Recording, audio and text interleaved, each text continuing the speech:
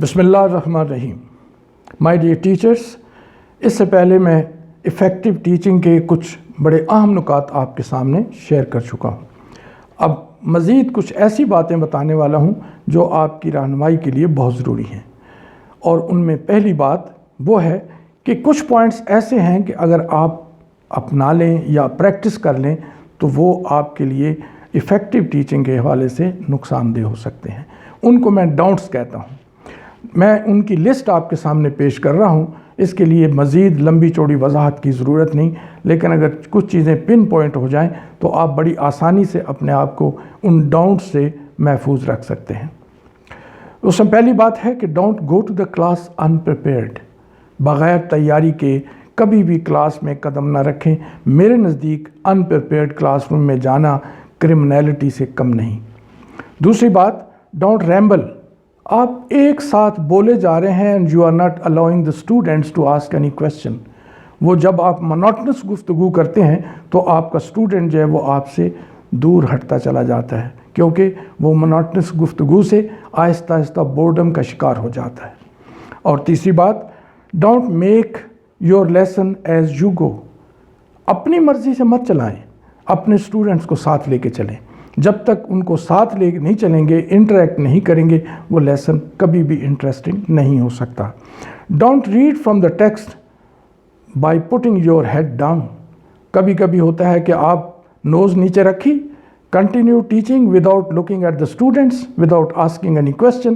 وہ اسٹوڈنٹ بھی کہتے ہیں کہ ٹھیک ہے، استاد اپنا کام کر رہا ہے، ہم اپنا کام کرتے ہیں.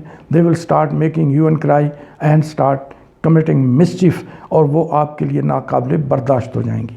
اس کے بعد don't talk about the material. آپ یہ نہ بتائیں کہ یہ جو میرے پاس کیمرہ ہے یہ بڑا خوبصورت ہے، بلکہ اس کا استعمال کر کے بتائیں. اسی طرح کوئی آپ کمپوننٹ سائنس کا لے کے کلاس روم میں گئے ہیں تو اس سائنس کے کمپوننٹ کا صرف نام بتا کے آگے اس کے یوز کی بات کریں، تاکہ بچہ جو ہے اس کا یوز سیکھ سکے کہ وہ کس پرپز کے لیے اس کے سامنے لایا گیا ہے. اسی طرح ڈونٹ سے کہ open your books and start writing اور reading. This is unfortunate going on in our country. مجھے بڑا افسوس ہوتا ہے کہ استاد کلاس میں ہے اور اس نے بچوں کو کہا کہ اپنی کتابیں نکالو اور خود پڑھو. اگر انہوں نے سیلف اسٹڈی کرنا ہے تو وہ اپنے گھر پہ کر سکتے ہیں. آپ کا کلاس میں انٹر ہونے کا مطلب یہ ہے کہ you are to interact with the students and teach properly right from beginning up to the end. آپ نے وہ ساری سٹیجز کور کرنی ہے جس کے لیے آپ کلاس میں گئے ہیں.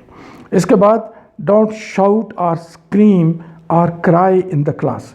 کیوں؟ اس لیے کہ آپ کی تمام یہ مینرز جو ہیں وہ اسٹوڈنٹس کے لیے ماڈل ہیں. Remember, if you start crying student start crying, if you start rambling they will start rambling. تو اس سے اوائڈ کرنے کی ضرورت ہے. اور اسی طرح ریپڈلی بولتے چلے جانا اور درمیان میں پاز نہ کرنا بھی ایک بہت بڑی کمزوری ہے، اس کو بھی دور کرنے کی ضرورت ہے.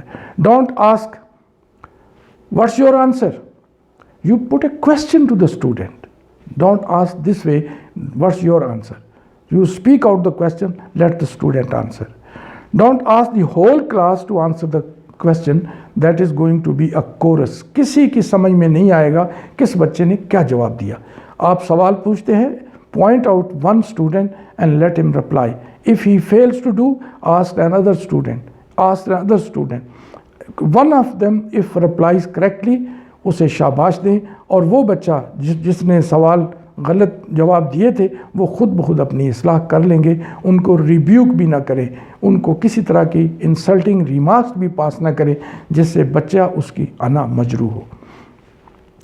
Don't say students must be seen not heard. This is very unfortunate کہ we are expressing such words which are unwholesome as a leader of the community. Don't ignore any child, otherwise he is going to be confused because you are not attending that student properly. Every student is equal to your eyes. Therefore, have a balanced approach towards the student so far as your attitude is concerned. Don't come late to the classroom, because late arrival is going to put the whole of the nation into late struggle, late arrival, late starting of job.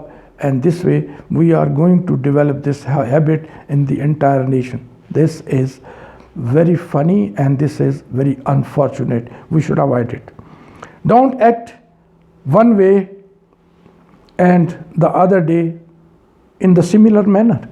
Change your style of teaching, change your attitude, change your style of teaching, so that there should be variety.